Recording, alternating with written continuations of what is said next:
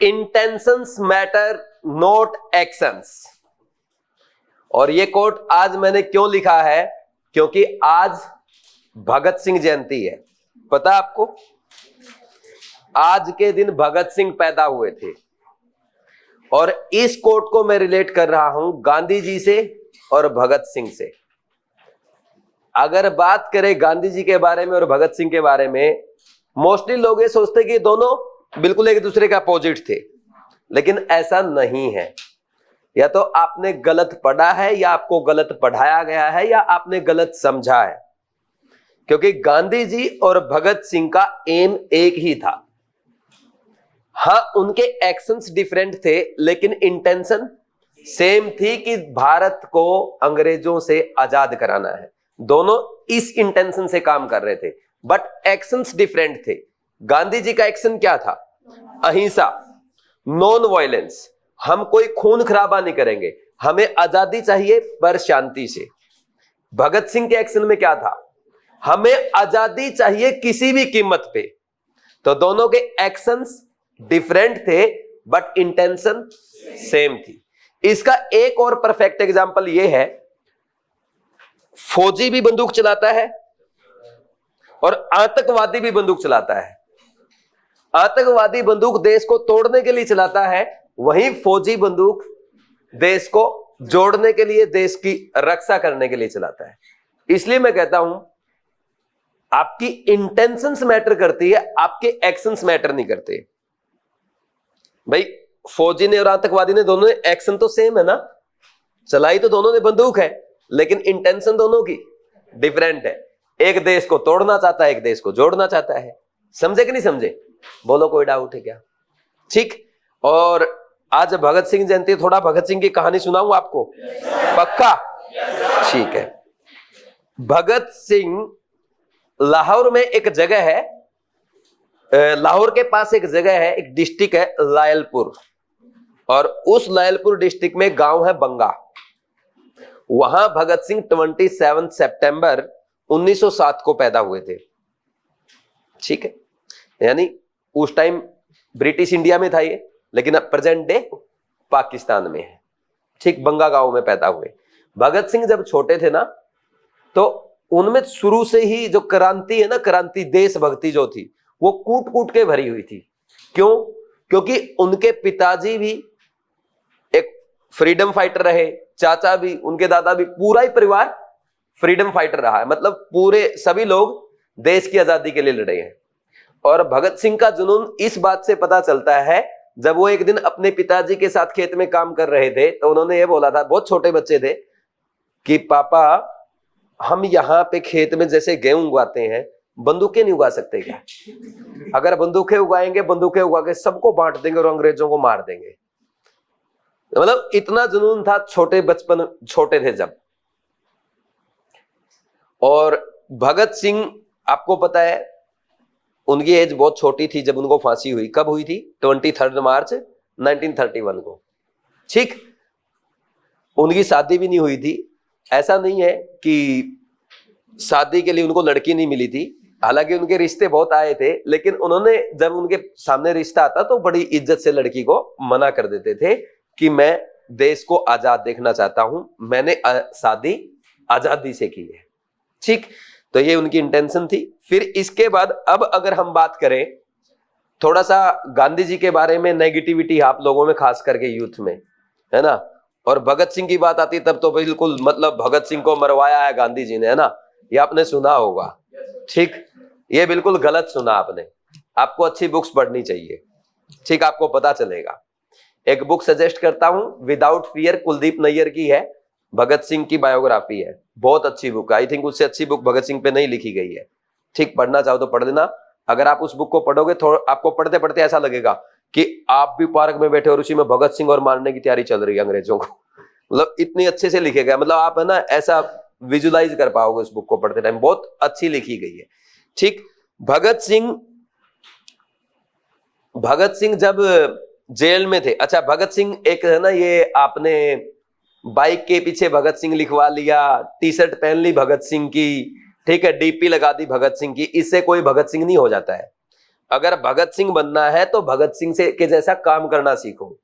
आपको मैं बता दूं, जेल में भगत सिंह लगभग 250 बुक्स पढ़े थे। आपने कितनी पढ़ी है? एनसीईआरटी भी ढंग से नहीं पढ़ रहे हो तुम। और वो बुक नहीं, छोटी छोटी बुक, ये Chetan Bhagat type book, Karl Marx की बुक्स पढ़ते थे वो उस टाइम पे। 250 से ज्यादा बुक्स उन्होंने पढ़ी थी और बहुत सारे लेटर्स लिखे थे। बहुत सारे लेटर ऑलरेडी नेट पे भी अवेलेबल है।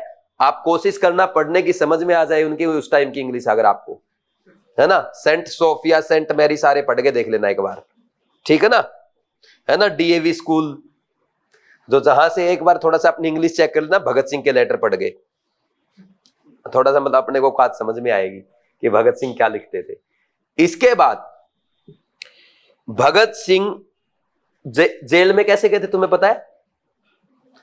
भगत सिंह अगर चाहते, भगत सिंह ने असेंबली हॉल में बम फेंका था, भगत सिंह ने और उसके साथियों ने, ये तो पता है ना। और उसी के चलते उनको जेल में डाला गया था। तो जब भगत सिंह को जेल में डाला गया, अगर वो चाहते ना, असेंबली हॉल में जब उन्होंने बम फेंका था तो वो चाहते तो वहां पे किसी इंसान के ऊपर ही फेंक सकते थे, लेकिन उन्होंने बहुत सारे बम फेंके, सारे के सारे खाली जगह पे, मतलब एक भी वहां पे कैजुअलिटी नहीं हुई थी। तो ऐसी जगह बम फेंके थे और अंग्रेजों ने उनको मतलब आतंकवादी कह के, देशद्रोही कह के ऐसे गिरफ्तार करके जेल में डाल दिया। तो जेल में जब डाला गया, वहां पे भगत सिंह और उसके साथियों ने हंगर स्ट्राइक की थी। अगर आपको नहीं पता हो, आज तक का लॉन्गेस्ट हंगर स्ट्राइक का रिकॉर्ड भी भगत सिंह के नाम है। 125 दिन तक भगत सिंह ने कुछ नहीं खाया था। और जब वो कुछ नहीं खा रहे थे, उनके साथ एक इंसान और थे। एक इंसान के बारे में और लिखा जाता जो आसाम के थे, उनका नाम मुझे याद नहीं है। उनको, उन्होंने 82 डेज की स्ट्राइक की थी शायद, हंगर स्ट्राइक जो थी, लेकिन लॉन्गेस्ट भगत सिंह की है। उस टाइम जब वो कुछ नहीं खा रहे थे, अंग्रेज पता क्या करते थे? उनका मुंह खोल के उनके मुंह में मिर्च डाल देते थे। अब मिर्च डालेगा जैसे ही मुंह में, तो इंसान पानी मांगेगा। और उनका जो फास्ट था, जो उन्होंने व्रत रखा था, वो तोड़ने के लिए उनके मटकों का पानी खाली कर दिया और उसमें दूध डाल दिया, ताकि ये दूध पिए और हम बोल देंगे फास्ट टूट गया भाई। लेकिन भगत सिंह ने तब भी वो दूध और पानी कुछ नहीं पिया था। ऐसी भी मतलब यातनाएं जो अंग्रेज उनको देते थे।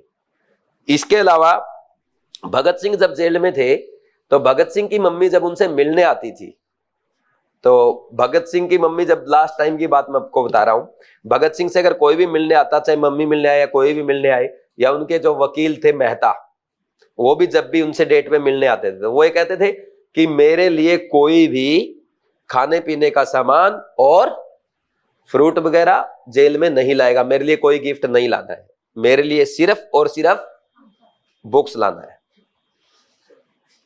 ठीक, तो वो जेल में बुक्स बहुत ज्यादा पढ़ते थे।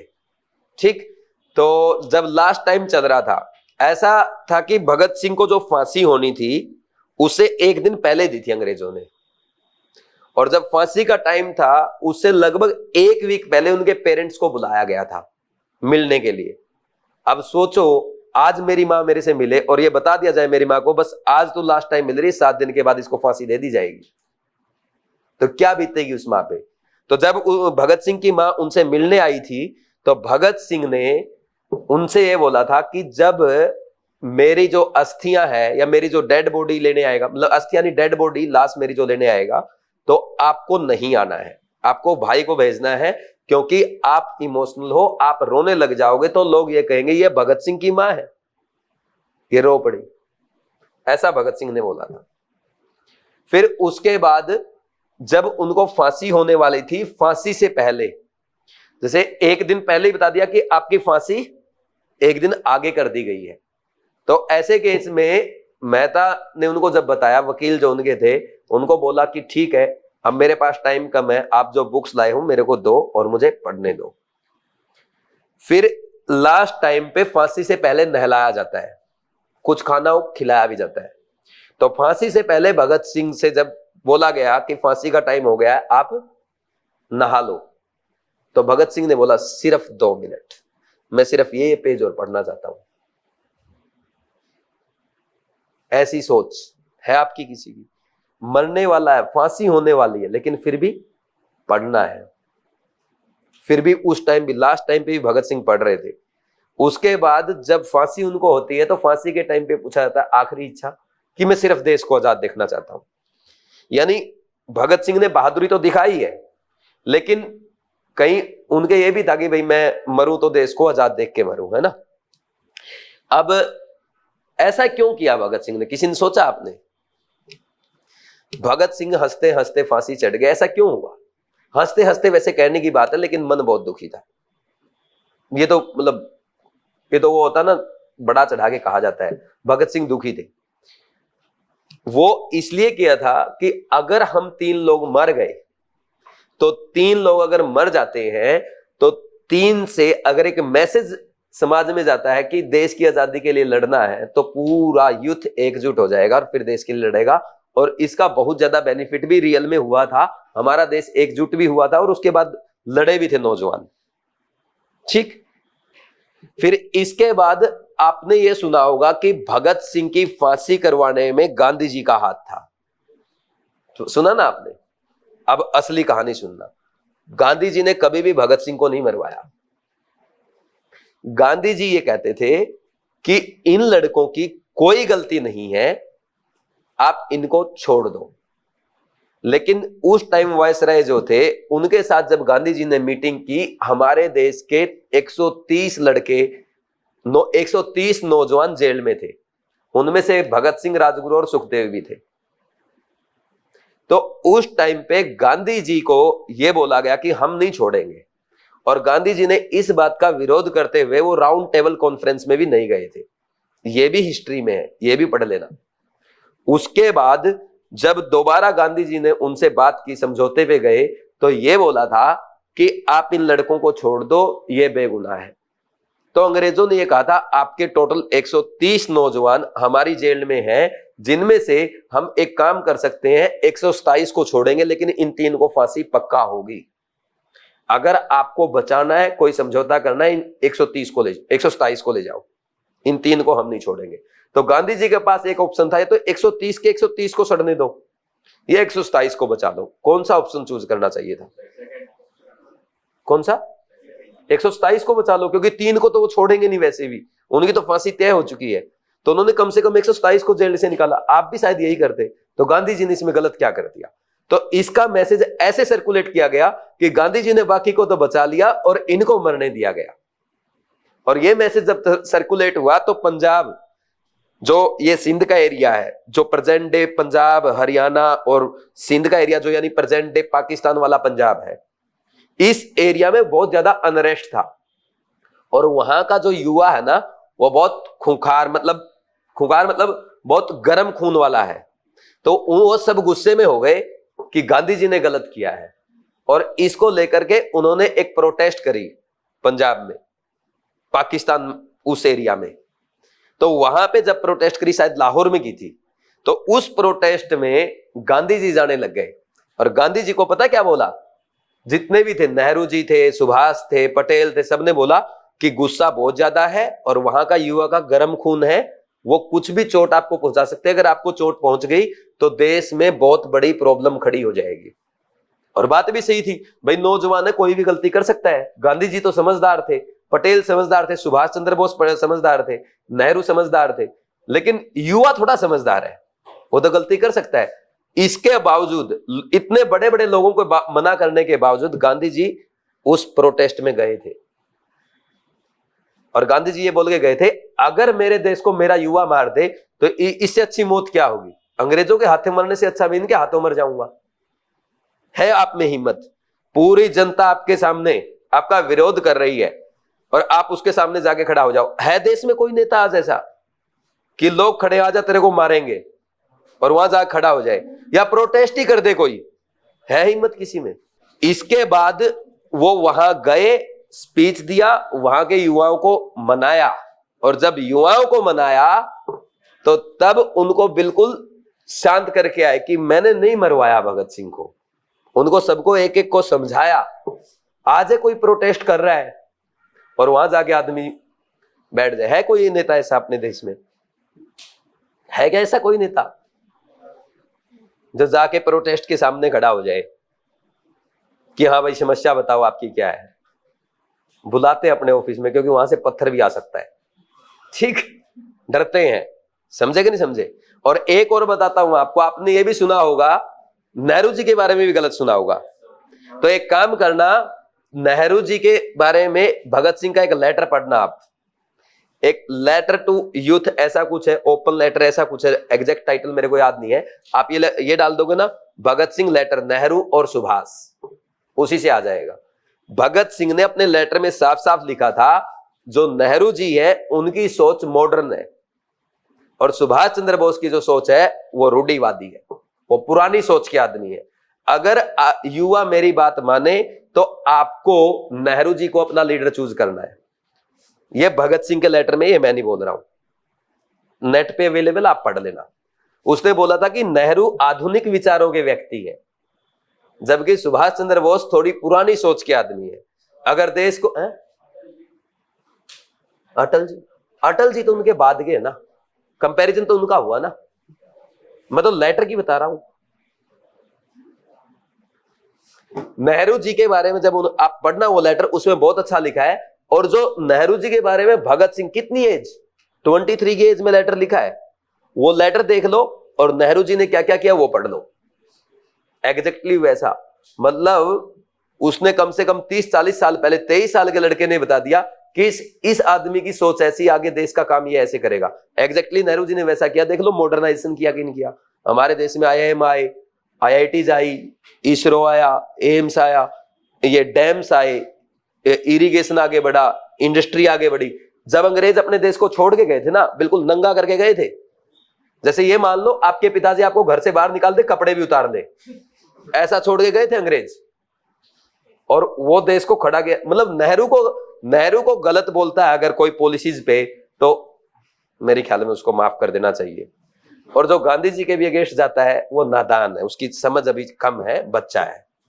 सही में अगर आप गांधी जी को पढ़ोगे या गांधी जी के बारे में पढ़ लोगे ना, तुम्हें पता लग जाएगा कितना महान आदमी है वो, महान आदमी थे। ठीक समझे? हाँ,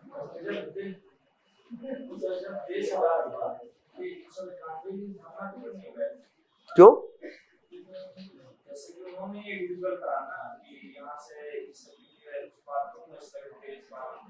क्या कहिया? गांधी जी ने बंटवारा किया है।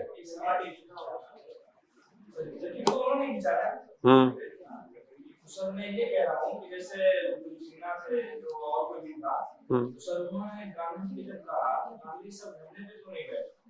एक सेकेंड, ये डाउट क्लियर करता हूं। देश आजाद कब हुआ? 1947। जिन्ना ने अलग देश की मांग कब की? तो 1940 से की थी, चेक करो जाके। तो इसमें गांधी जी का क्या रोल है?